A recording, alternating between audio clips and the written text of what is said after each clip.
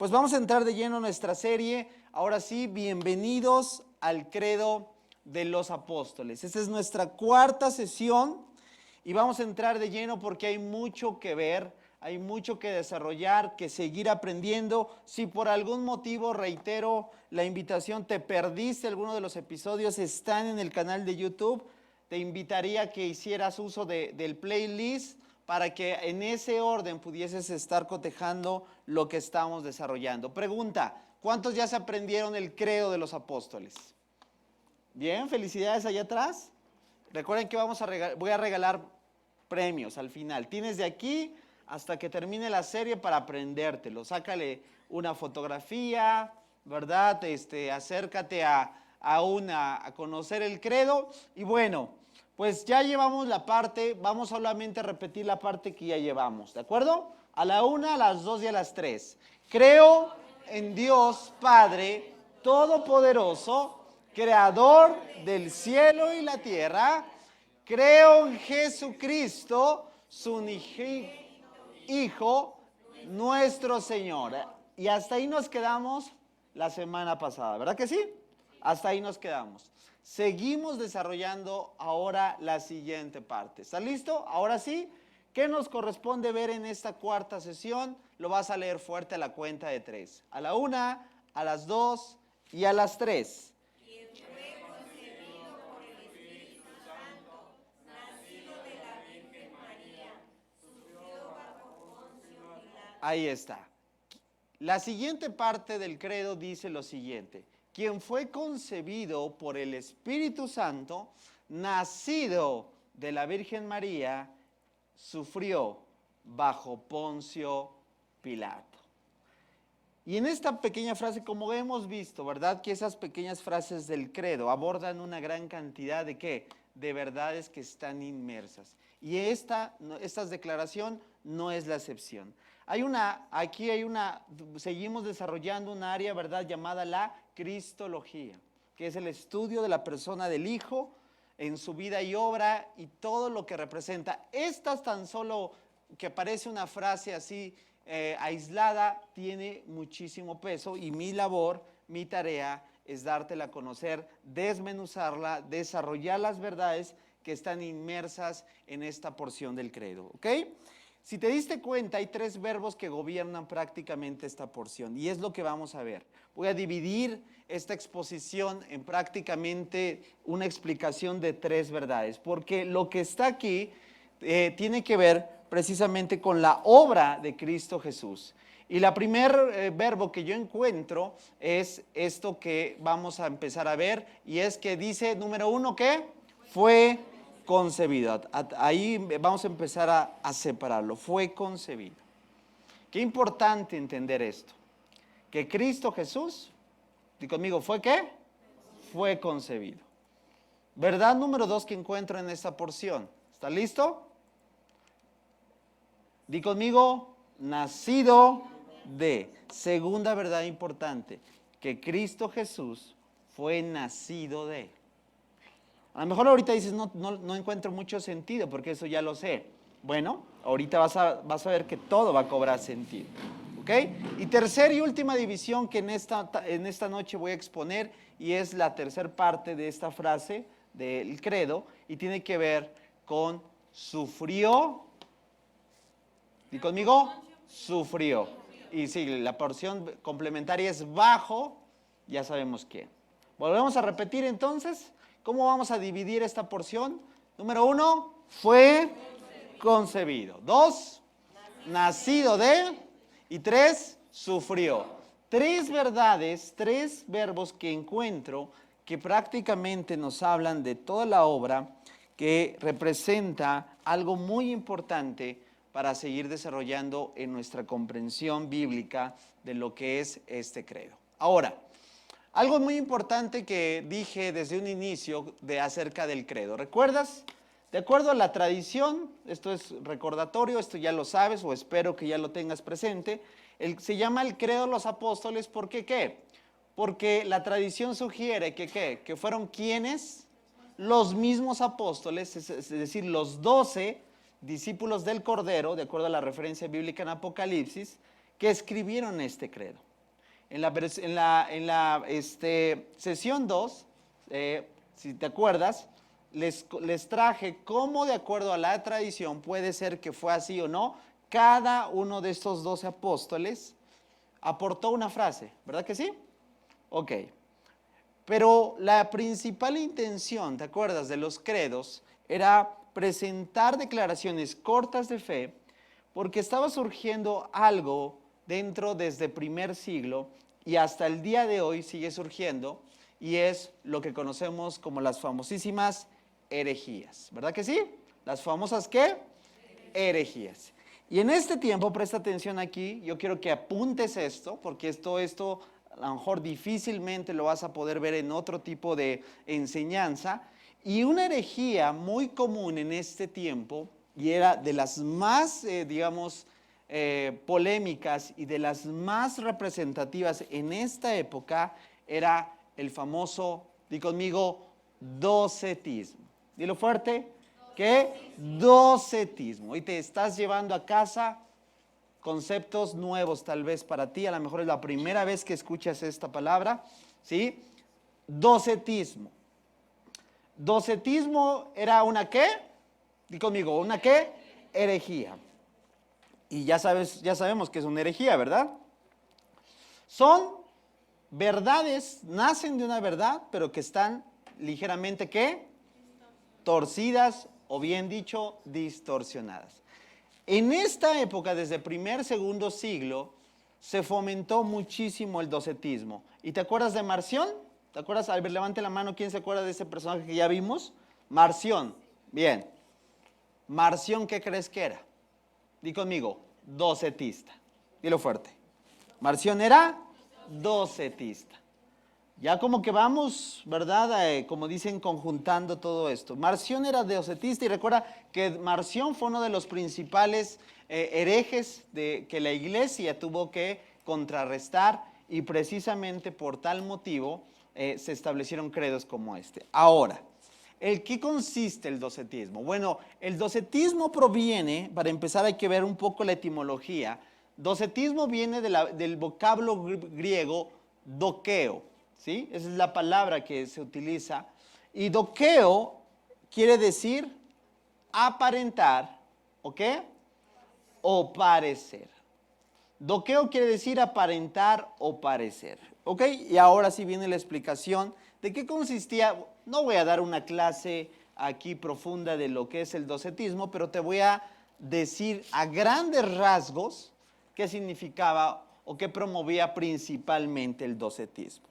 El docetismo negaba la divinidad de Cristo Jesús por un asunto muy importante. No podían, voy a decir, utilizar esta palabra, cuajar la idea de que Cristo fuera 100% Dios y 100% hombre. ¿Cuántos sabemos que esa declaración es una verdad? ¿Cuántos sabemos? Si tú no lo sabías, hay que tenerlo bien claro. Jesucristo, 100% hombre y 100% Dios. Pero el docetista, mira, en esta imagen te lo quise tratar de ejemplificar. El maniquí representa la humanidad y la aureola la parte divina. Y el docetista no podía conjuntar esta idea. ¿Por qué? Porque decía, a ver, ¿cómo que 100 hombre? No, eso no es posible. Y llegó a la conclusión de que Jesús realmente, ¿ok? Sí estuvo aquí en la tierra, pero no de forma corporal. Hay muchas películas ahorita ya que de ciencia ficción que hablan de lo que estaban combatiendo, ¿verdad? Recuerdo, por ejemplo, Star Wars, que estaba combatiendo uno y de repente, ¿qué crees? Se dio cuenta que lo que estaba combatiendo era un holograma. O sea, no era corpóreo. Más o menos así era la idea del docetismo. Presentaba que Jesús no era una persona que vino a ser encarnada, sino que como, pues si es Dios, entonces tuvo que ser algo así. Por eso la idea de ¿qué? De aparentar. Como si fuese una especie, voy a decirlo así, de extraterrestre. Porque como Jesús era Dios, tenía la apariencia de tener atributos divinos, pero en realidad Él nunca se encarnó. Fue más o menos así como un espectro, ¿sí? Eso, vuelvo a decirlo, ¿era qué? La postura de ¿qué? Di conmigo, docetista. Obviamente, todo suena, si tú pusiste atención a toda la descripción que di, suena totalmente ¿qué? Di conmigo, herético. ¿Cierto o no? Total y absolutamente ¿qué? Herético, claro. Y fíjate, mira, ahora vas a comprender por qué, desde dónde está, precisamente por esa intención, cartas como las que escribe el apóstol Juan, ¿sí? Para que veas de dónde estaba esta enseñanza y cómo había afectado desde el primer siglo todas estas posturas docetistas. Juan, siendo inspirado por el Espíritu Santo, en su primer carta escribe algo como esto, y ahorita creo que te va a cobrar sentido. Presta atención. Primera de Juan, capítulo 4, vamos a leer los primeros 3 versículos. Tan solo los primeros 3 te va a abrir el panorama por qué Juan escribe cosas como estas. Queridos amigos, no le crean ¿a quién? A todos los que afirman hablar de parte del Espíritu. Y sabes, muchos de estos docetistas, ¿sabes qué decían? Eso precisamente. Pónganlos, ¿qué dice? A prueba, para averiguar si el espíritu que tienen realmente proviene de Dios. Porque hay muchos falsos profetas en el mundo. Versículo 2. Esta es la manera en que sabremos si tienen o no el Espíritu de Dios. Atención, fíjate que ahora vas a conectar todo. Si una persona que afirma ser profeta, muchos de estos docetistas, caso de Marción, ¿sabes qué promulgaban? Que eran los famosos iluminados, por así decirlo. Resulta que, mira, hoy en día esa connotación de a veces de que dan de es el iluminado, ¿cómo le llaman? O los que se autonombran apóstoles, ¿verdad? Suena interesante que muchos de estos pues tienen una connotación hasta el día de hoy como falsa, ¿a poco no? Pues eso no es nuevo, mira desde dónde proviene. Esos que afirman ser profetas, ¿sí? Reconoce, atención, si una persona que afirma ser profeta reconoce que Jesucristo, ¿qué dice? ¿Vino en qué? Cuerpo humano. Ahí está. Tan solo ya en esa parte, ¿a cuánto le está haciendo clic? ¿Por qué? Porque el docetista decía lo contrario. Era una especie de espectro, como de espíritu, ¿verdad? Por eso, o sea, con esa declaración docetista, pues se corta muchísimas de las cosas, porque entonces Jesús no hizo corporalmente milagros, no tocó a las personas, ¿sí me explicó? O sea, por mucha cantidad de argumentos podemos decir, obviamente, que el docetista estaba siendo herético. Pero fíjate lo que dice el apóstol Juan. Si una persona que afirma ser profeta reconoce que Jesucristo vino en cuerpo humano, ¿qué dice? Esa persona, o sea, la encarnación, por así decirlo, si reconoce que Jesús fue encarnado, definitivamente es el Espíritu de Dios que lo está guiando. Pero atención, porque aquí está el contraste, versículo 3.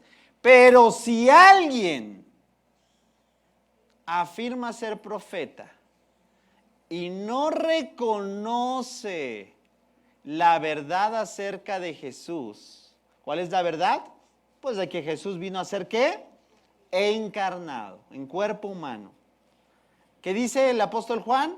Aquella persona no es de Dios. Tal persona, mira nada más lo que dice, tiene, ¿qué? El espíritu de ¿quién?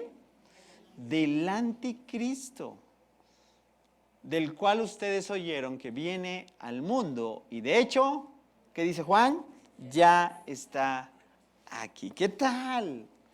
Desde el primer siglo la iglesia enfrentaba ya estos retos, desafíos, de personas que negaban la encarnación. Por eso, ahora ya vamos a empezar. Ahora, ¿por qué crees que el credo tiene esa estructura?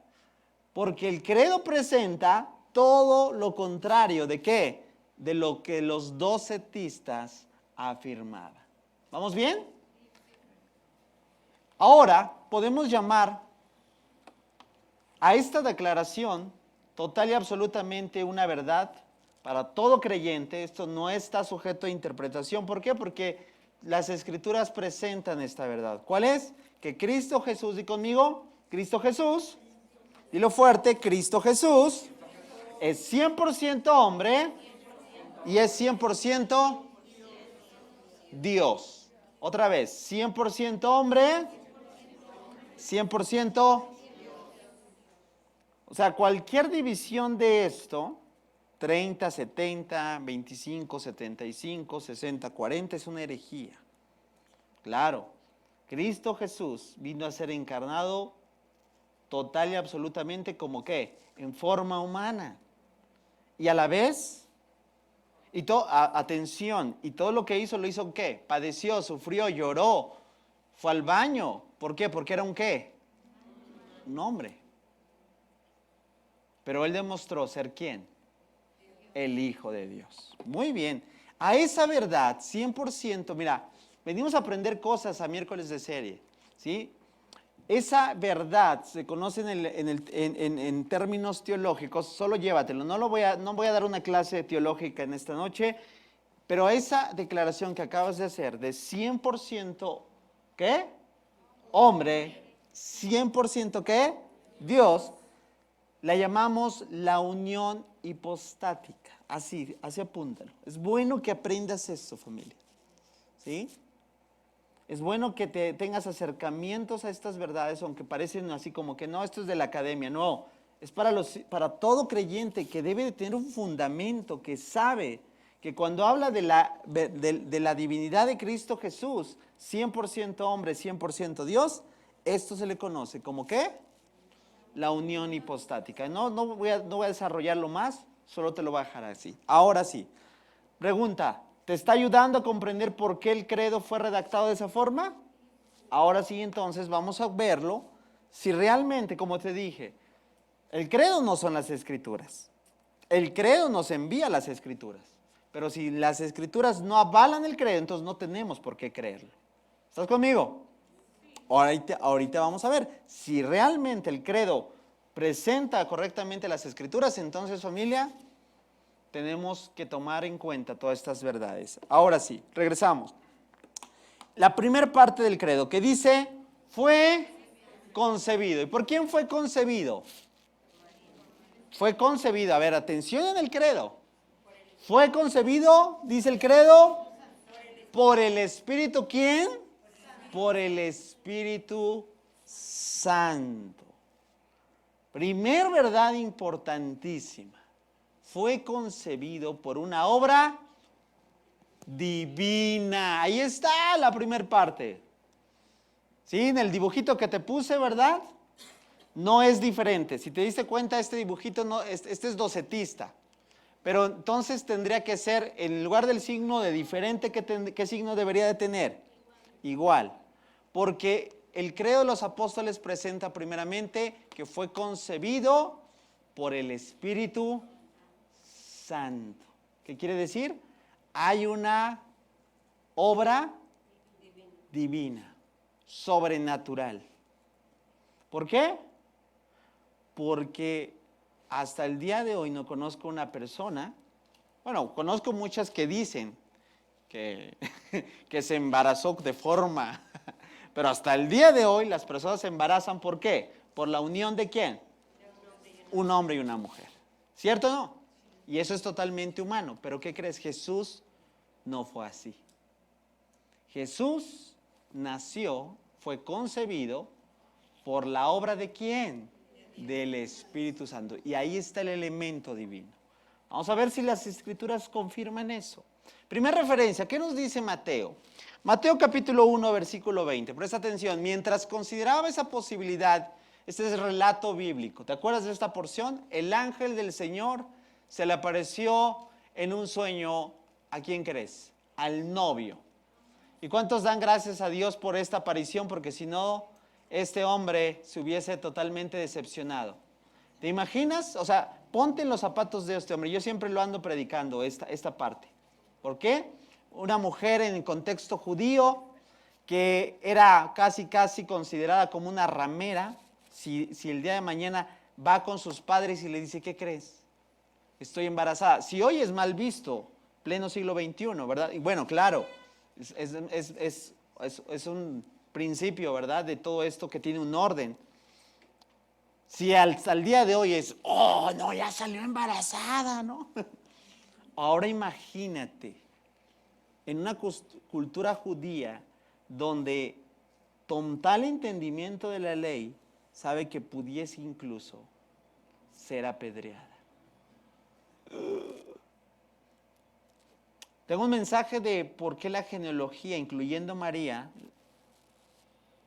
todas las mujeres que aparecen en la genealogía de Jesús tienen algo en común. Son mujeres que fueron juzgadas como de dudosa reputación. María, sí. Y el ángel tiene que aparecer y mira lo que le dice. No tengas miedo de recibir a María por esposa. ¿Por qué? Porque la vas a recibir ya embarazada, mira, ya viene con todo, ¿verdad? ¿Sí me doy a entender? Pero ve el shock, o sea, tiene que ser el elemento nuevamente. ¿Un ángel es un elemento humano o es un elemento sobrenatural, por así decirlo, divino? Ahí está. Y como la obra es divina, tiene que ser también, ¿qué? ¡Wow! Y viene este ángel y le tiene que decir, porque el niño que lleva adentro, a ver, léelo fuerte conmigo, a la 1, a las 2 y a las 3, esta última parte, de ella fue, dilo una vez más fuerte, 1, 2, 3. Pregunta, ¿el credo tiene razón? Sí. Las escrituras afirman que fue concebido por el Espíritu Santo. Otra perspectiva. Evangelio de Lucas. ¿Qué nos dice Lucas? Bueno, en el relato bíblico, Lucas 1, 34 y 35. Cuando el ángel ahora ya no va a José, sino le dice a María, y le dice que va a tener un hijo. También ponte en los zapatos de esta mujer. Y de repente hay un elemento divino. O sea, yo siempre he pensado, ¿no? O sea, ¿cuántos han tenido digamos, la experiencia de tener una obra sobrenatural en sus vidas? ¿Y a poco no resulta así casi traumática, no? No es como que, voy por la calle y se me viene un ángel y, sí, ¿cómo estás? Buenas tardes. O sea, a mí me pasa eso y yo me quedo en shock. ¿O no? ¿Tú no? ¿No te quedas paralizado? ¿Qué está pasando? O sea, ponte en su lugar. Y no solamente se les aparece, hay una conversación. Y mira lo que le pregunta. Le da la instrucción que va a tener un hijo, que va a ser obra del Espíritu. Bueno, ahorita me reservo. Le dice, pero ¿cómo podrá? O sea, la pregunta es, ¿y cómo? O sea, su inquietud, ella estaba pensando, pero si yo soy virgen, me voy a casar, sí, con José, pero eso es hasta después de la boda, la luna de miel, ya no vuelan más su imaginación, ¿ah? ¿Saben a lo que me refiero? Y le pregunta María al ángel, soy virgen. Y el ángel le contesta, el Espíritu, otra vez, fuerte, el Espíritu Santo vendrá sobre ti y el poder del Altísimo, nombre de Dios, te cubrirá con su sombra. Por lo tanto, el bebé que nacerá será santo Y será llamado Hijo de Dios. Ahí está. Pregunta. ¿Se percibe claramente que es concebido por el Espíritu Santo? Ahí está.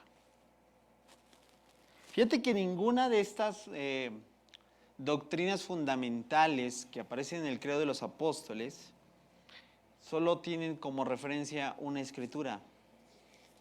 Y escucha bien, ese es un principio que tienes que aprender. Ninguna doctrina fundamental de la fe se basa en un solo versículo. ¿Sale? Siempre habrá más referencias. Si hay que establecer una doctrina, siempre habrá referencias, no referencia, es plural. ¿Por qué? Porque la Biblia está interconectada. ¿Sí estás conmigo?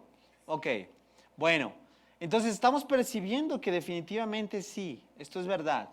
El elemento divino entra y el Espíritu Santo es quien, por su poder, como lo dice bien acá, será concebido a la obra del Hijo de Dios. Una escritura más, vamos a ver, porque si te estás dando cuenta, lo que está presentando el credo es que definitivamente Jesús nació. O sea, cosa que el docetismo decía, no, o sea, si comprobamos que Jesús nació, o sea, que tuvo un registro, pues estamos totalmente, ¿qué? Derribando el argumento que Jesús es un espectro, un extraterrestre, una forma, ¿verdad? Que vino no en forma corpórea, sino apareció e hizo cosas porque realmente era un espíritu, por así decirlo. Bueno, Mateo hace el registro, dice, ¿Jesús dónde nació? En Belén de Judea. Y este es un registro, familia, desde el contexto judío, tenías que poner ciudad, reino y tiempo. Y Mateo lo hace. O sea, voy a decir algo importante. Los evangelios no solo son libros como algunos los quieren tomar, libros religiosos. Son documentos, escucha bien, que se han utilizado a lo largo de la historia como documentos confiables para poder resaltar tiempos, reinos, eras, que se comprueba total y absolutamente con veracidad. Por eso Mateo presenta: Jesús nació en Belén, de Judea, durante el reinado ¿de qué? Es un registro, así como tú tienes un acta de nacimiento, ¿sí?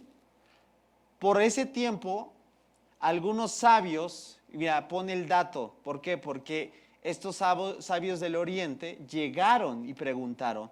Estos sabios de países del oriente llegaron a Jerusalén y preguntaron, verso 2, ¿dónde está quién? El rey de los judíos que acaba de nacer, vimos su estrella mientras salía y hemos venido a adorarte.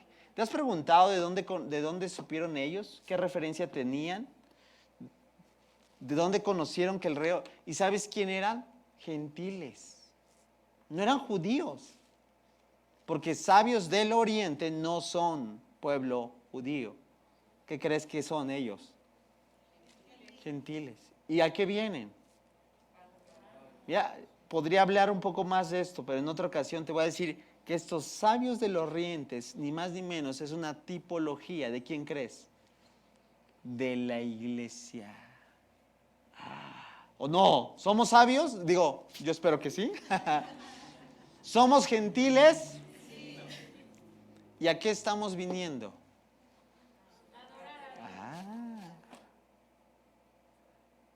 Fíjate que aún esto es muy interesante. Bueno, ahí me voy a limitar para seguir desarrollando. Entonces, la primera parte está muy clara. El elemento divino de la persona de Jesús es que fue concebido de forma divina. ¿Por medio de quién? Dilo fuerte. Del Espíritu Santo. Pero vamos a la segunda parte del credo. ¿Quién ya se lo aprendió? ¿Vamos? Alguien por ahí que levantó la mano ahí atrás, dígalo fuerte, por favor.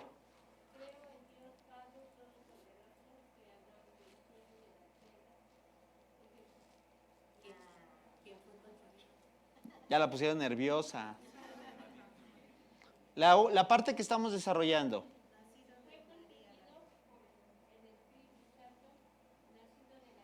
Ahí está, nacido de. Ahora sí, una cosa es ser concebido y otra cosa es ser nacido de. Y ahí está. ¿Concebido por quién? Elemento divino. Nacido de. Di conmigo, ¿elemento qué? Humano. Ahí está. 100% Dios, 100% hombre. Cosa que el docetismo negaba. ¿Te das cuenta que esta declaración es un golpe, una cachetada, una bofetada a esta herejía que se presentaba? Mira, te digo algo. No ha desaparecido el docetismo. Como muchas de las herejías que hasta el día. Mira, por eso estamos llevando esta serie, familia. Todas las herejías que están surgiendo, bueno, que están, digamos, reapareciendo, pues eso es, no están apareciendo, están reapareciendo. ¿Sabes por qué? Porque no son nuevas. Y se están filtrando a muchos grupos cristianos. Y están permeando con sus enseñanzas. Y aquel que no conoce esto, ¿qué cree? Se lo come todito, todito. Familia, parte importante de lo que Dios nos llama es precisamente a ser defensores de la verdad. Y entonces, cuidado con esas enseñanzas. Mira, cada vez que vamos a ir avanzando hay que declarar públicamente, ¿no? Hoy hay un grupo de cristianos, ¿sabes qué dice? Es aberrante, pero para que te des cuenta de lo que te estoy hablando. El Espíritu Santo es mujer, porque hay Dios Padre, Dios Hijo, pues como que para que cuadre, ¿no? Falta algo, ¿no? Y si, mira, y se agarran de esto y como fue concebido, entonces, ¿qué crees? Es femenino. No solo es blasfemia, es una herejía tremenda. Pero ¿qué crees? Alguien no fundamentado, me lo paso y lo llevo a mi desarrollo. Familia, esos son los tiempos que nos toca vivir. Y más adelante voy a seguir hablando de otros movimientos que están presentando docetismo. Solo que a lo mejor no lo sabemos. Y como no lo conocíamos, ¿qué crees? Oye, esto suena padre, ¿no? ¿Sabes? Yo creo que vienen los tiempos que se va a terminar en que busquemos y tomemos algo porque suena padre o porque suena popular. O porque lo siguen las masas. No es el principio bíblico. Lo dice las Escrituras. Lo afirma con veracidad la palabra de Dios. Tómalo. No lo dice, no lo apoya, deséchalo. Y no está incluido solo lo que veas en redes sociales, lo que se predique, al menos mi responsabilidad es decírtelo en este púlpito. No me voy a meter en los demás, porque no son mi responsabilidad. Pero mi responsabilidad es lo que se predica en este púlpito.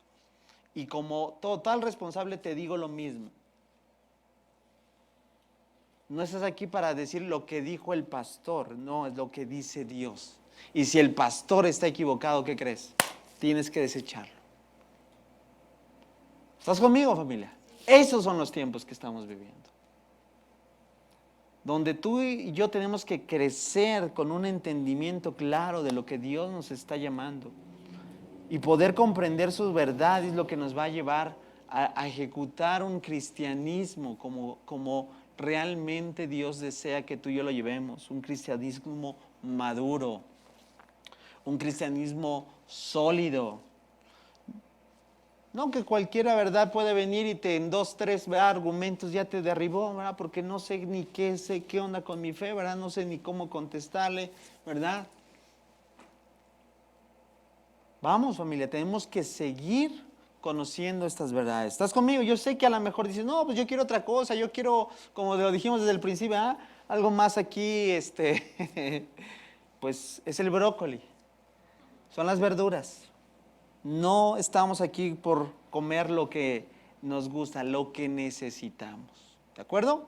Ahora, seguimos. Nacido de el elemento humano.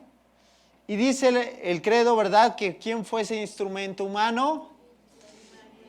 Ahí dice, la Virgen María. ¿Sí? Ojo, la Virgen María, no dice la Virgen de Guadalupe. Sí, hay que decirlo. Porque desde ahí ya... ¿Sí? Sí, porque no faltará alguno que todo en su trasfondo le puedan decir, no, ese credo es católico. Pues ¿sabías que católico quiere decir universal? No hay problema en eso. Entonces, no, es el credo de la iglesia. Yo soy la iglesia. ¿Sí? Yo no soy católico romano, es otra cosa, es otra historia. Pero bueno, vamos entonces a percibir esta verdad en las Escrituras. Mira lo que dice Lucas, nuevamente, vamos a tomar como referencia los evangelios. Le dice nuevamente las instrucciones a una mujer: concebirás y darás a luz un hijo y le pondrás por nombre Jesús. ¿A quién le dice esto? Bueno, mira, para empezar esto, que parece total y absolutamente así como que, sí, una mujer ahí. Bueno, te digo algo, por mucho tiempo las profecías, obviamente previas, muchos años antes de que esto ocurriera, todos los judíos sabían que las profecías indicaban algo. ¿Cómo iban a conocer o a reconocer que el Mesías estaba llegando a la tierra? Por las profecías. Porque tenían que cumplir total y absolutamente, no algunas. Fíjate que ahorita en el instituto que, bueno, ya terminó, pero les dejé una tarea a los que tomaron el curso de Isaías, porque a la luz de la historia surgieron muchos mesías, entre comillas, que dijeron, ya apareció. Obviamente falsos, ¿verdad? Y siguen apareciendo, pero porque, vamos a decirlo, se encajaban ciertas piezas. Pero ¿qué crees? Jesús no vino a encajar ciertas piezas, vino a cumplir la totalidad de las profecías. Y en una de esas profecías es precisamente lo que el ángel está diciendo: darás a luz un hijo. ¿Y eso quién lo dijo? Eso lo dijo Isaías mucho tiempo antes. Mira lo que dice Isaías 7:14. El Señor mismo les dará la señal. Miren, ¿lo pueden leer fuerte conmigo? La Virgen. Ok, ahora entiendes por qué en el credo aparece la palabra la Virgen María. Porque está haciendo referencia a ¿qué? Puntualmente ¿qué? A la Virgen que habla, ¿quién? Las profecías. Y si alguien tuviera el lugar de ¿quién? Pues ¿qué crees? La Virgen. Y esa Virgen, ¿sabes quién fue? María. Pero eso lo dijo Isaías. La Virgen concebirá un niño, dará a luz un hijo, porque ese es el Mesías. Y lo llamarán como Emmanuel, que significa Dios con nosotros. No solo Isaías 7 lo dice, también está en Isaías 9 con otras palabras. Isaías 9 del 6 al 7 dice así: pues nos ha nacido ¿un qué? Un niño. Desde ahí, ¿verdad? Cumplimiento de ¿qué?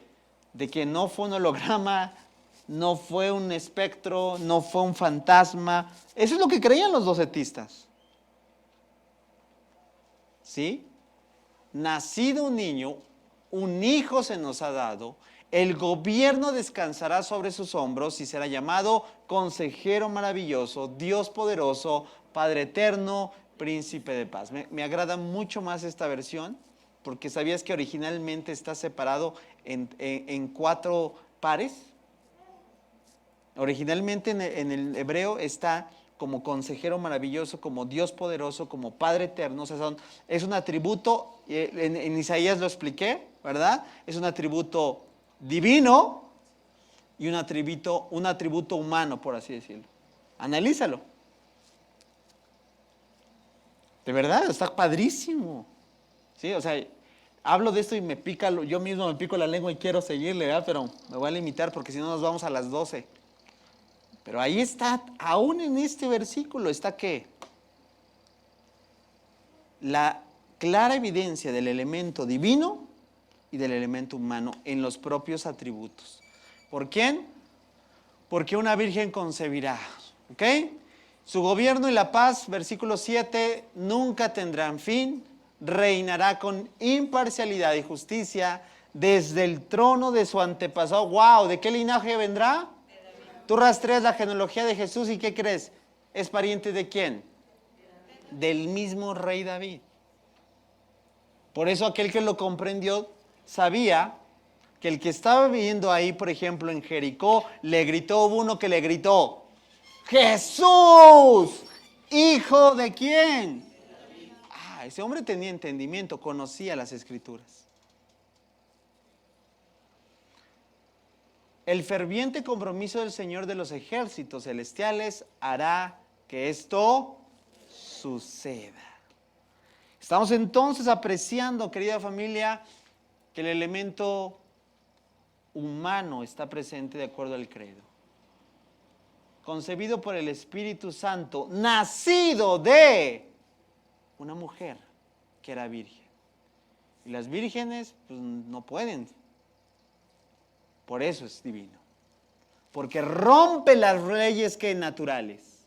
Como te lo dije hace un momento. Porque la única manera hasta el día de hoy que yo conozco humano es por la unión de un hombre y de una mujer. ¿Cómo nace una nueva criatura? Espermatozoide, óvulo. Pero en el Señor no fue así. Dilo nuevamente. 100% Dios. Digo fuerte. 100% Dios, 100% hombre. Una referencia más, Lucas capítulo 2, versículos 6 al 7. Mientras estaba allí llegó el momento para que naciera ¿quién? El bebé.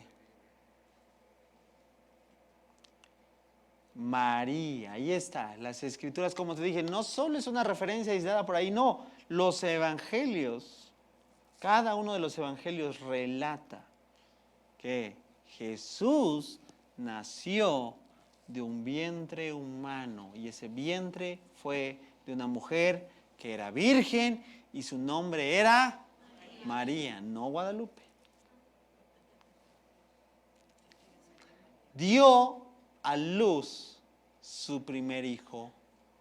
A ver, atención, porque esa doctrina de María siempre virgen, ¿qué crees? Pues, ¿qué crees? Después de que nació el Mesías, ahora sí, José, ¿qué crees? Dijo, pues ya se cumplió, ¿verdad? Bueno, y la Biblia hace mención de los hermanos de Jesús, ¿sabías? Por eso dice Lucas, su primer hijo. ¿Por qué? Si fuese, diría su único hijo. Y si dice que su primer hijo es porque hay ¿qué? Un segundo, un tercero, un cuarto, no lo sabemos. Pero la Biblia habla de hermanos y hermanas. ¿Ok? Lo envolvió en tiras de tela, lo acostó en un pesebre porque no había alojamiento disponible para ellos. ¿Qué datos precisos de Lucas? ¿Sabías que Lucas es uno de los evangelios con mayor precisión histórica, con mayor precisión de acercamientos puntuales? Como te dije, Lucas ha sido tomado como un documento, quítale la connotación religiosa, como un documento fiable y confiable que ha sido utilizado para referenciar historia, historiadores, y no hablo de historiadores cristianos, historiadores, por así decirlo, seculares, han tomado el Evangelio de Lucas para precisar sus datos. ¡Qué tremendo! Bueno, lo que no saben, ¿sabes qué? Que Lucas es palabra de Dios.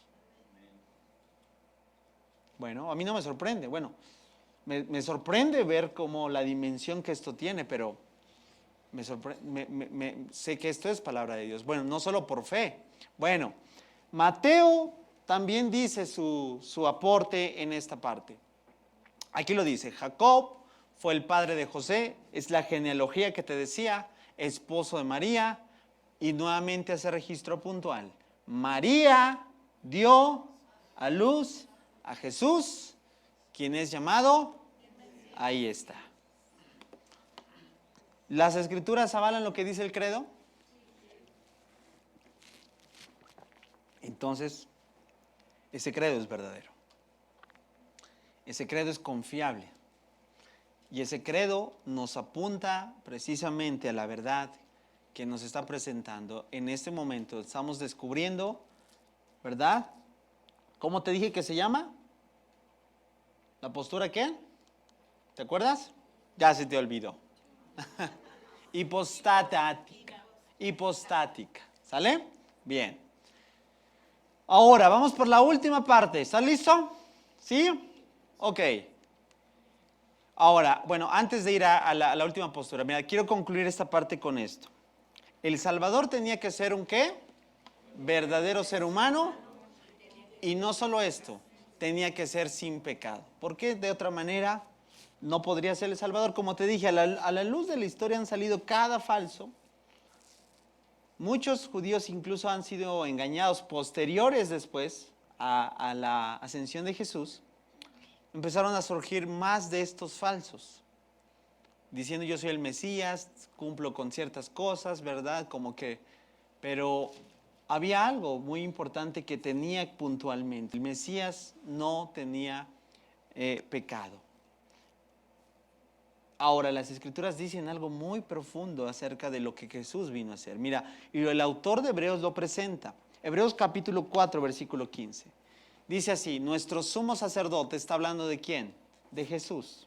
De hecho, toda la carta a los Hebreos es una tesis que da por sí sola, que presenta a Jesús como superior a todo el sistema de pactos y ordenanzas del antiguo pacto.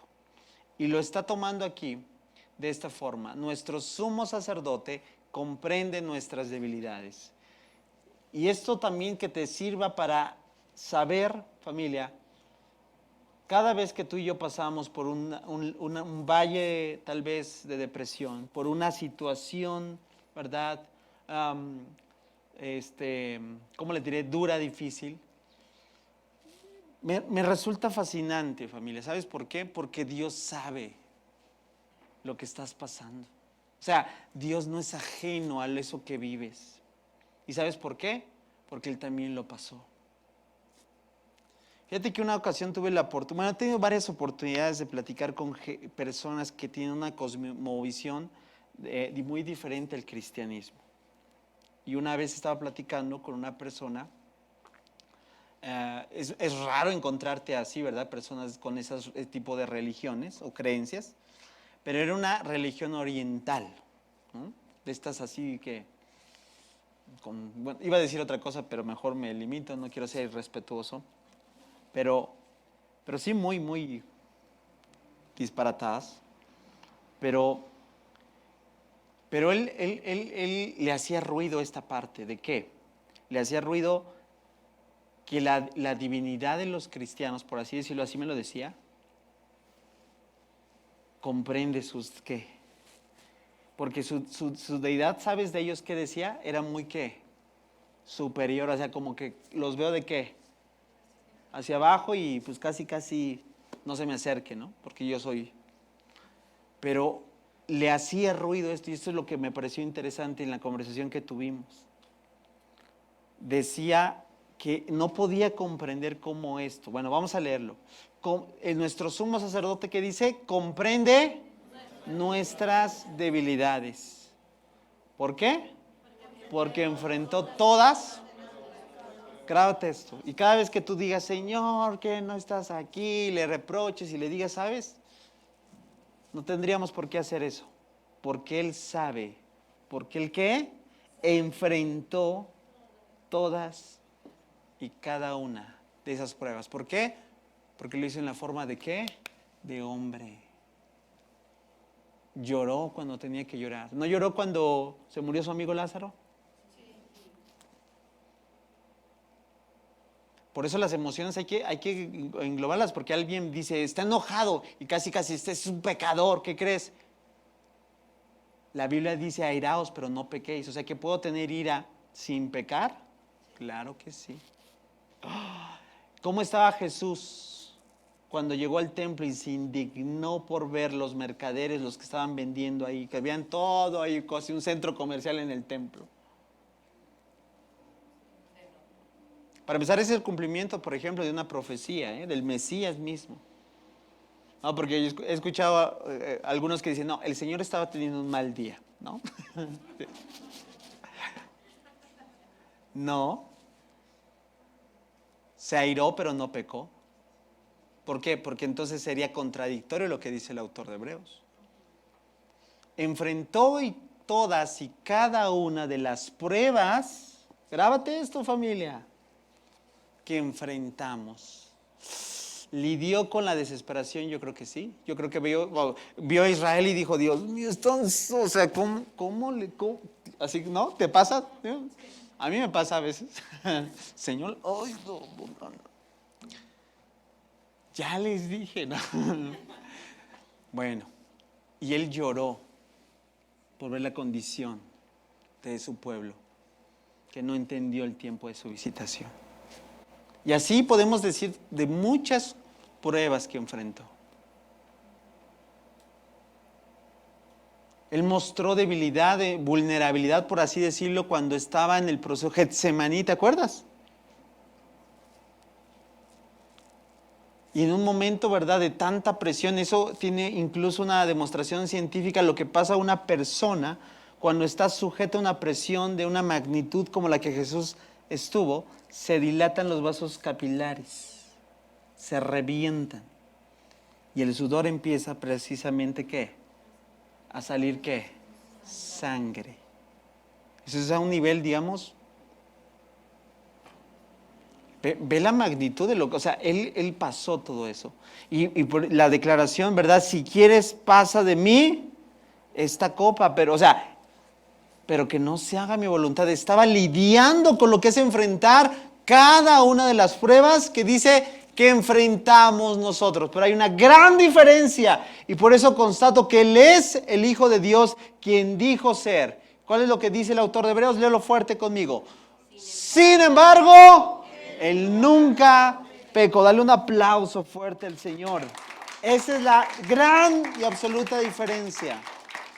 No hubo maldad en Él.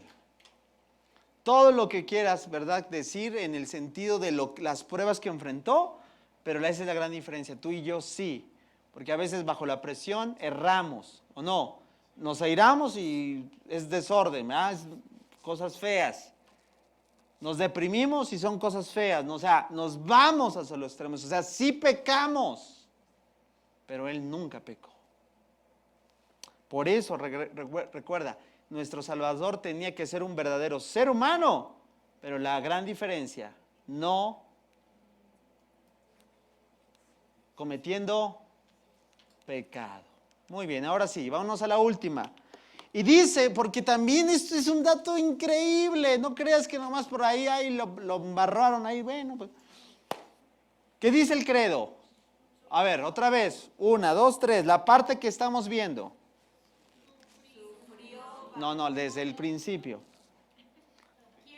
Quien fue concebido por el Espíritu Santo, nacido de la Virgen María, ya lo vimos. Y ahora sufrió bajo Poncio Pilato. Qué increíble, mira, ese dato tan solo. Mira, yo estaba estudiando tan solo eso y me pasé mucho tiempo estudiando eso. Mira, porque lo que aparece ahí en esa breve línea de sufrió bajo Poncio Pilato, dice, ¿a mí qué?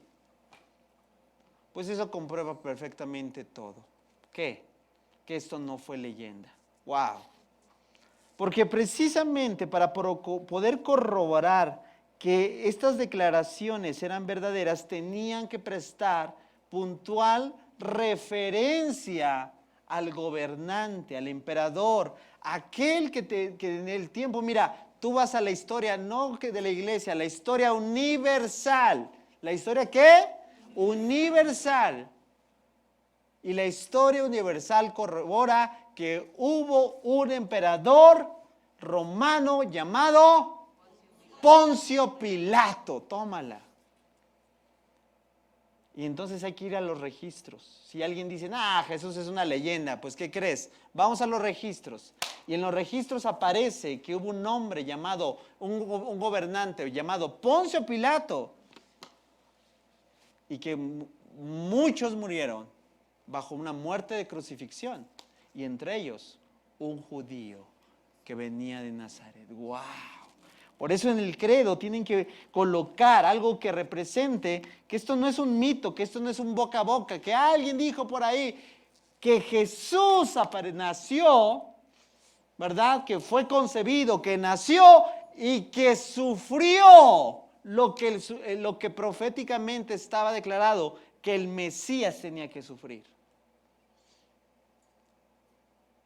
Y para referencia, que no quede dudas, registra bajo quién fue ese periodo. Familia, si tú hasta el día de hoy has pensado que has puesto tu fe en ideas ilusorias y que de repente por ahí, ¿qué crees? La fe cristiana es totalmente sólida. ¿Por qué me apasiona tanto estas verdades? Porque cada vez más me doy cuenta de la fe que tenemos, de que nuestra fe no está basada en especulaciones, que nuestra fe no está basada en dogmas. Aunque hay dogmas, nuestra fe no está basada en ellas. Nuestra fe es totalmente racional, nuestra fe nos empuja a poder creer con total y absolutos argumentos que lo que hemos decidido creer es verdadero. Solo hay que hacer el acercamiento que muchos cristianos honestamente no hacen. Bueno, vamos a corroborar nuevamente esto si está escrituralmente, si no, deséchalo. Vamos a empezar con los evangelios sinópticos, Mateo, Marcos y Lucas. Sinopsis. ¿Qué quiere decir eso? Sinópticos. ¿Vieron lo mismo? ¿Sí? Vamos a empezar con la primera parte, Mateo. Mira lo que dice Mateo. Venida la mañana, todos los principales sacerdotes y los ancianos del pueblo entraron en consejo contra Jesús para entregarle a muerte. Y le llevaron atado. ¿Y lo entregaron a quién? ¿Y lo entregaron a quién? ¿A quién? Ahí está. Las escrituras afirman que esto sucedió.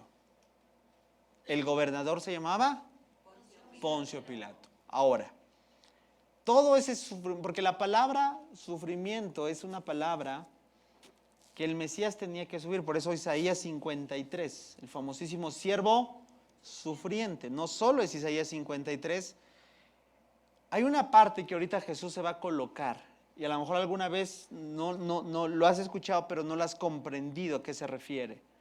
Es una frase que viene particularmente del libro de Daniel, porque en el libro de Daniel está revelado este término, hijo de hombre.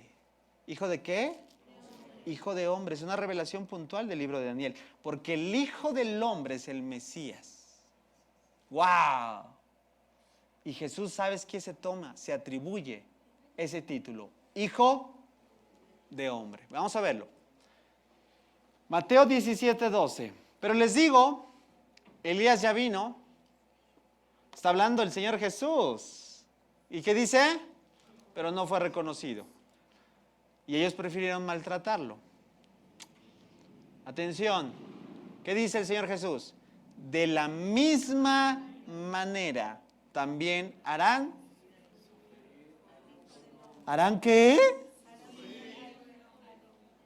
¿Y quién es el Hijo del Hombre? Él se está diciendo. Esa palabrita. El credo está exagerando. No. El credo está constatando que el Hijo del Hombre sufrió. Es lo que dice el primer evangelio sinóptico. ¿Qué dice el segundo evangelio? Marcos 8:31. Entonces Jesús comenzó a decirles, ¿quién? ¿Otra vez? ¿Quién? Que el quién, dilo fuerte, ¿quién? El Hijo del Hombre, otra vez. ¿Y el Hijo del Hombre qué tendría que hacer? Tendría que sufrir muchas cosas terribles.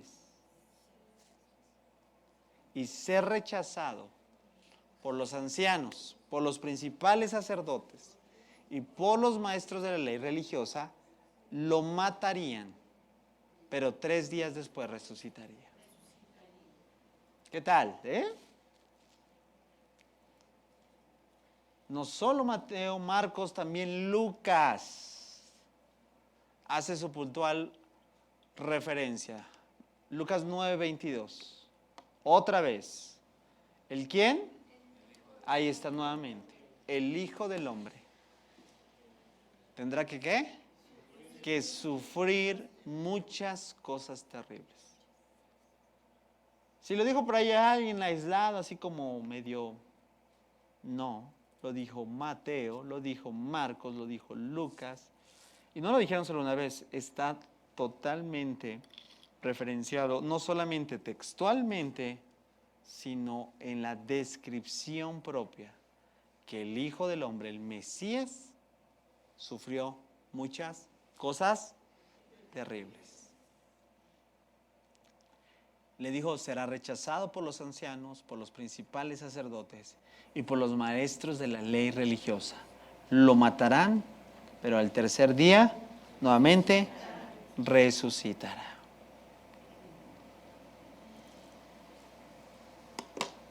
Concebido por el Espíritu Santo. Evidencia el elemento divino. Él es el Hijo de Dios. Nacido de una mujer que era virgen, se cumplen las profecías y evidencia el elemento humano. 100% Dios, 100% hombre, pero no solo queda a un lado esta última verdad, sino que también sufrió, porque el Hijo del Hombre, el Mesías que habla el libro de Daniel, tendría que sufrir. Y para que quedara evidencia en qué tiempo apareció, sufrió bajo Poncio Pilato, un personaje de la historia universal, que sus registros no pueden ser borrados hasta el día de hoy. ¿Qué nos presenta el credo? No solo el cómo, nos presenta el dónde. Nos presenta con veracidad lo que las Escrituras avalan. Y con esto voy a terminar. Yo quiero que en esta noche te puedas poner en pie unos minutos y vamos a leer juntos. Otra referencia rápidamente, Lucas 17:25. Pero primero el Hijo del Hombre, dice Lucas, tiene que sufrir terriblemente y ser rechazado por esta generación. Ahora sí, quiero que medites en esta verdad de 1 de Pedro 3:18, porque con esto vamos a terminar. ¿Qué presenta entonces esta sesión? No solo un acercamiento bíblico, histórico, teológico, no solo una base profunda para que tú puedas establecer tu fe en fundamentos sólidos, sino también es práctico. ¿También es qué? Práctico. Es práctico. ¿Por qué? Porque la vida cristiana tiene que ser llevada en un ejercicio puntual de lo que este versículo presenta.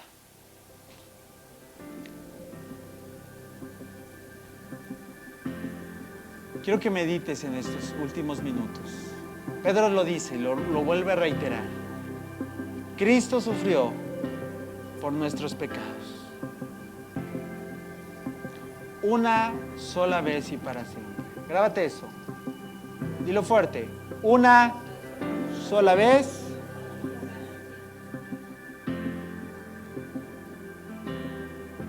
Entonces, ¿por qué condenarte por lo mismo, lo mismo, lo mismo, lo mismo?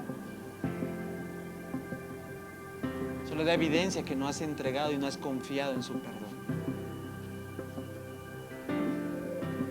Tenemos entonces que crucificar otra vez al Mesías. Porque nuestro actuar evidencia que ¿qué? Que no estamos creyendo.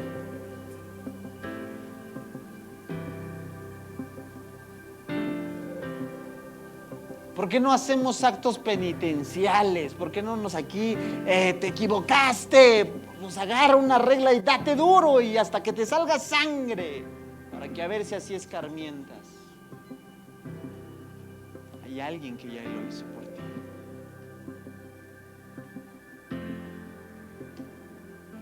¿Por qué no te condenas al tal punto como castigarte y te haces ver verdad? Porque Él llevó mis pecados una vez y para siempre.